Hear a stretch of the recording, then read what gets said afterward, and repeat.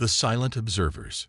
The war between the Trisan Empire and the Meridian Collective had raged for over 2 centuries.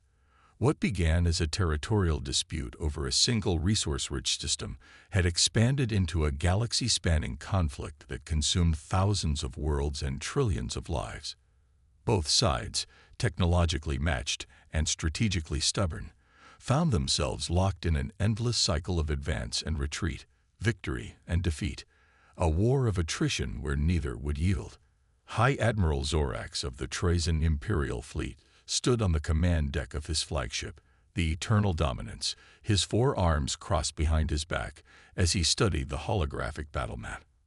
His leathery gray skin had grown pale from decades spent under artificial light, and the luminous patterns along his cranial ridge, once bright with youth, now pulsed dimly with fatigue. "Status report," he demanded, his voice a gravelly rumble that carried across the bridge.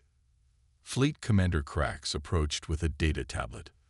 "The Meridians have pushed back our advance in the Cygnus sector, Admiral.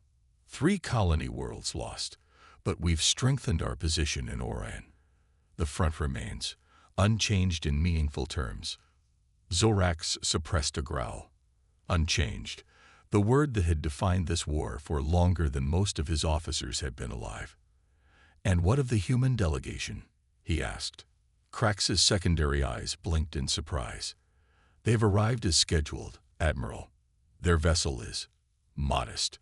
Across the galaxy, in the crystalline command center of the Meridian flagship Unity through Force, Supreme Director Xylana received similar news.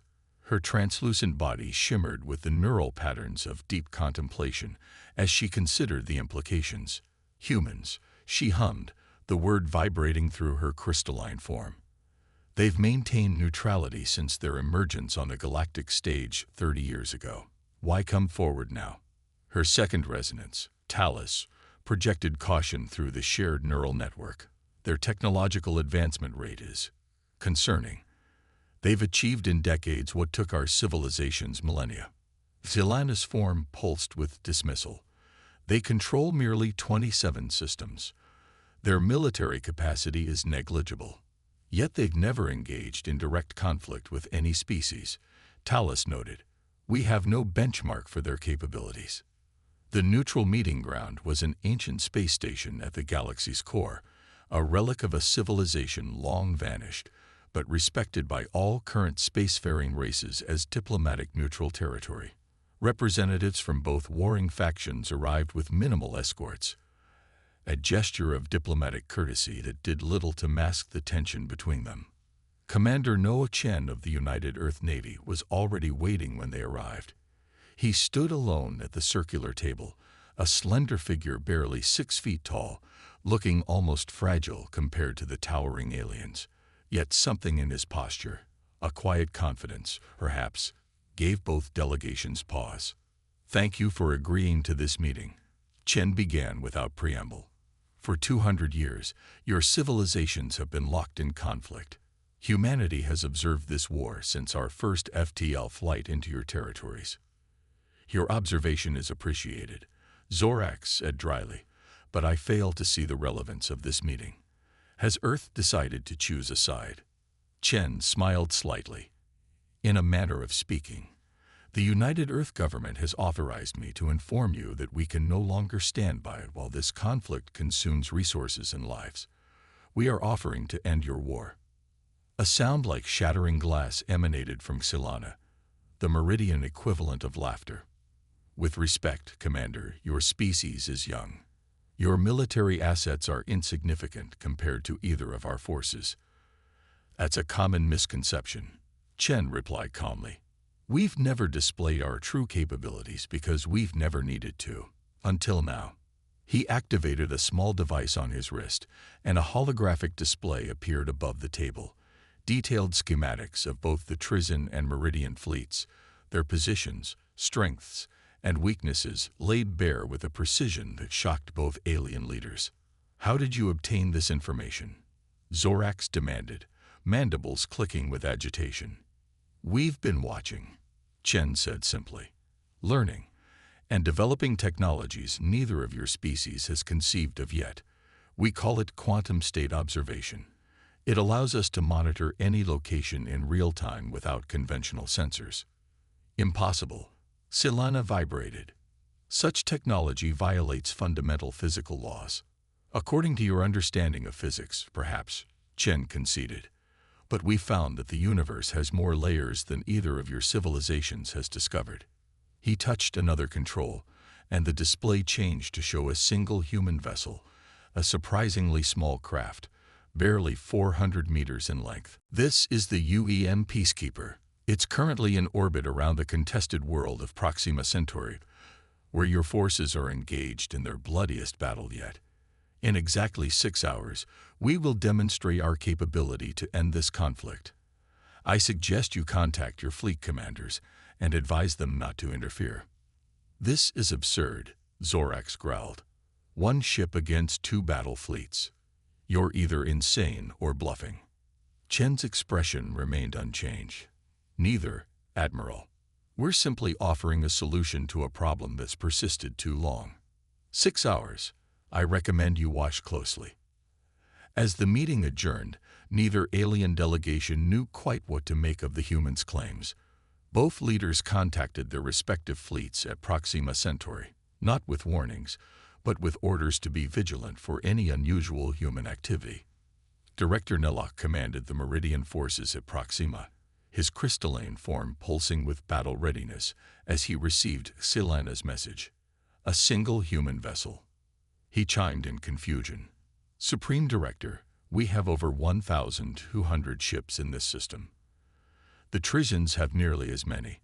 What possible threat could one ship pose? Unknown, Silana admitted. But observe carefully.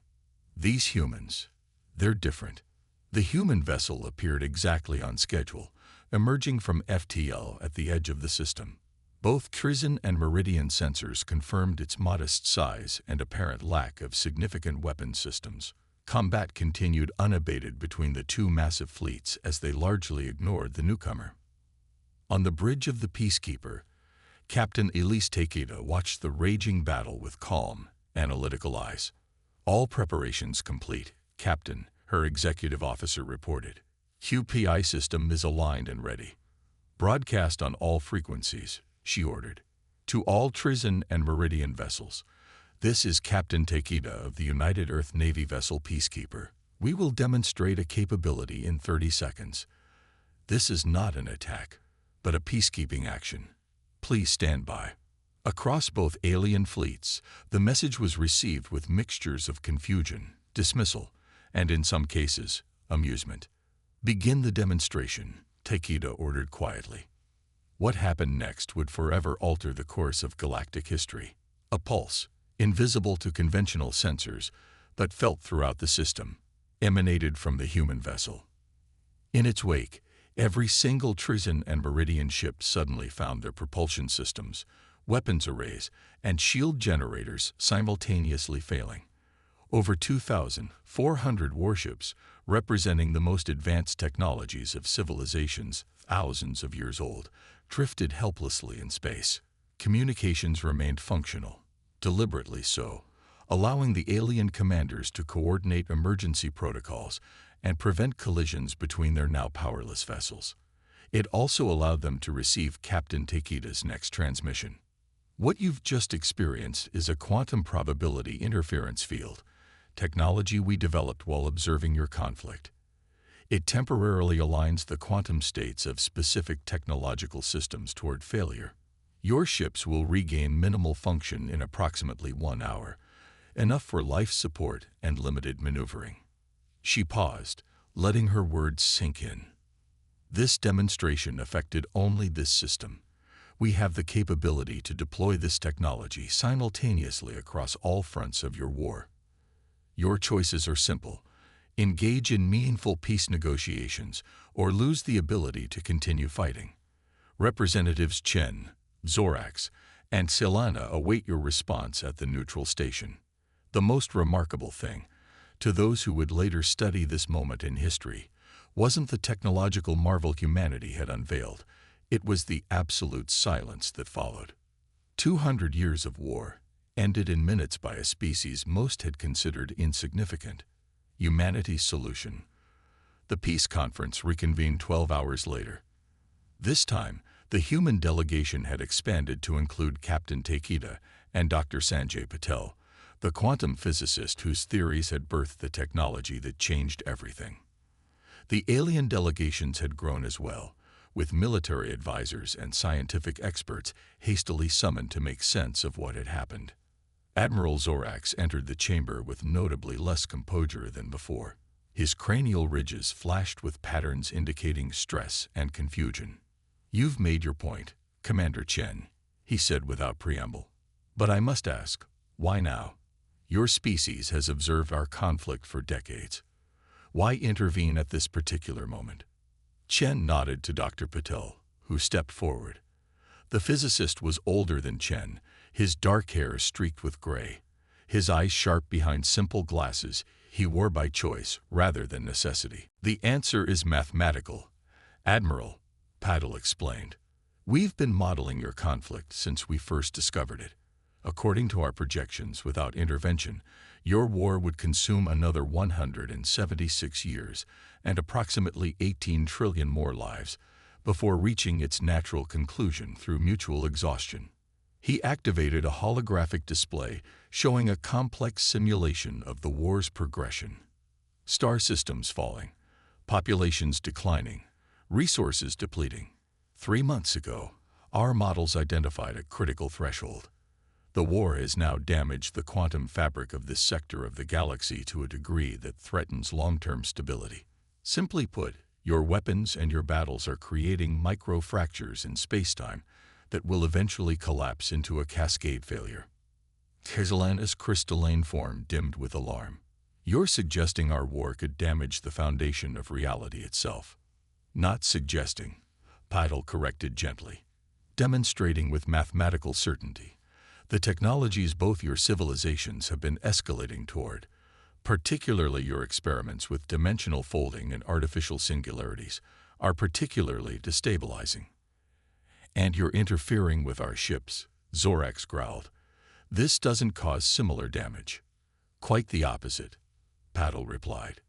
"Our quantum probability interference is actually a stabilizing force.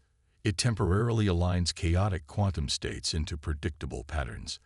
A side effect is the targeted technological failure you experienced, but the primary effect is healing the micro-fractures your weapons have been creating." Captain Takeda stepped forward. "What Dr. Patel is too polite to say directly is that humanity isn't just offering to end your war. We're preventing you from accidentally destroying a significant portion of the galaxy, including your homeworlds." The revelation sent shockwaves through both delegations. Scientists on both sides began furiously analyzing the human data, comparing it against their own observations.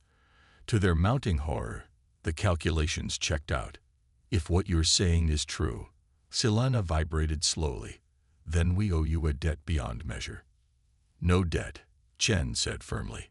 "Just peace and cooperation moving forward."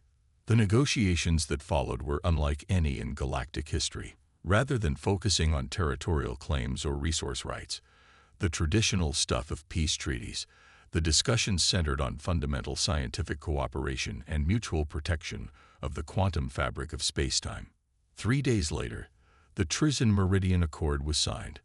Both civilizations agreed not only to cease hostilities, but to establish joint research initiatives with human scientists to better understand the damage their war had caused and how to repair it. As the formal ceremony concluded, Admiral Zorax approached Commander Chen privately. "There's something I still don't understand," the Trizin admitted. "Your species achieved faster than light travel barely 3 decades ago. How did you develop such advanced quantum technology so quickly when our civilization spent millennia advancing our sciences?" Chen smiled slightly. "We had an advantage you lacked, Admiral." "And what was that?" "Perspective," Chen replied. "Both your civilizations developed in isolation for thousands of years before encountering each other, and when you did, it led immediately to competition and eventually war. Humanity grew up on a single world with thousands of different cultures, languages and viewpoints constantly in contact. We learned early that diversity of thought leads to innovation, and that cooperation achieves more than conflict. He gestured toward the gathered delegations, former enemies now cautiously working together. Your civilizations focused on developing better weapons to defeat each other. We focused on understanding the universe itself. Zorax's cranial ridges flickered thoughtfully. The irony doesn't escape me, Commander. Two ancient species, fighting so long we forgot why we started, only to be saved by a young race we barely noticed. Not saved, Chen corrected. Reminded of what matters, of what's possible when intelligence is directed toward creation rather than destruction. 6 months later, the first joint Trisian Meridian Human Research Facility opened in the Proxima Centauri system, the very location where humanity had demonstrated its power. Scientists from all three species worked side by side, studying the quantum fabric and developing new technologies based on cooperative principles rather than competitive ones. The facility's observation deck offered a spectacular view of the star and its orbiting worlds. Director Ixilana found herself there often, contemplating the changes her civilization had undergone in such a short time. "It's beautiful, isn't it?" came a voice beside her. Dr. Patel had joined her, his own gaze fixed on the stellar panorama. "Yes," she admitted, her crystalline form resonating with frequencies that indicated contentment. "I had forgotten what peace feels like." "That's the true tragedy of prolonged conflict," Patel said quietly. "It becomes normalized. The exceptional becomes ordinary. Your species understood this inherently," Silana observed. "How?" Patel smiled. "We've had our share of wars, Director. Brutal ones, though briefer than yours. But each time, we reached a point where someone asked, 'What if we tried something else?' It's the question that saved us, time and again. And now it has saved us as well," she replied. As they stood in contemplative silence, a small human ship passed through their field of view, one of the many now traveling freely between the three civilizations' territories. It reminded Silana of something Commander Chen had said during the peace negotiations, words that had since become famous throughout the galaxy. "The measure of an advanced civilization isn't how well it fights wars. It's how well it renders them unnecessary." For the first time in over 2 centuries, the stars were quiet, not with the silence of death and destruction, but with the gentle hum of cooperation and hope. And somewhere in the vast cosmos, other conflicts raged on, for now, until humans showed up and ended them in hours.